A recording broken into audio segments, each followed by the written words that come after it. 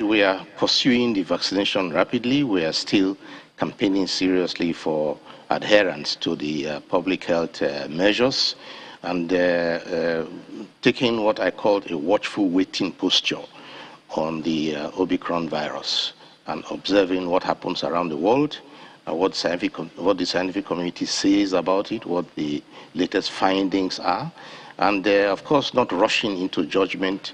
And we're also not applauding any lockdowns or any prohibitions or banning of flights or movement of people until we know more. We believe that the harm it will do to livelihoods and to plants and to economies might be more than the perceived value it might do, that might be derived from shutting down a movement between countries. So I believe all countries should come together. We have been discussing that earlier today to take a common approach, and that includes the UK and other countries that are contemplating red lists and so on. We did do something with red lists in the past, but I think that the experience so far shows that it may have, it may be better to be more clinical, more surgical about the way we apply, put countries into red lists, and if there's any need for it at all, we shouldn't be very hurried or too much in a haste to create lists of that nature. Because when we wonder that Belgium, Hong Kong, Israel, the United Kingdom, Germany, and Australia have recorded, and that's one of the questions. I mean, the reason why I started the conversation on that note, placing Nigeria on the red list. These are other countries that have recorded and detected the Omicron variant. So, in the case of Nigeria, what is the red list looking like in terms of the handling now? Are we looking at, because most of these cases, some scientists would say, are those who traveled into the country. Is Nigeria checking is travel restrictions or travel directives, or is advisory to citizens across the Nigerians living abroad?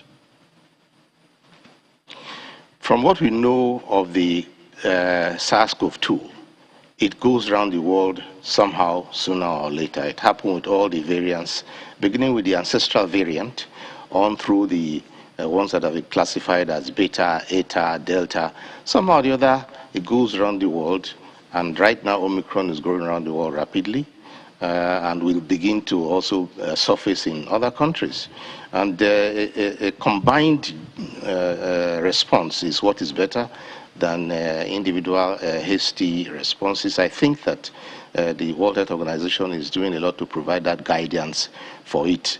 Nigeria, we are looking very strictly at those who are coming to the country. We require now we require tests done maximum 48 hours before you start your flight to Nigeria, maximum 48 hours.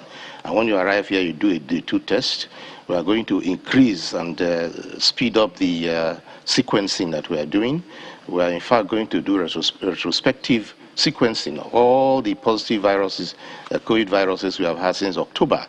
And then look at particularly at certain countries to see if there is any such Omicron virus variant that came in during that period.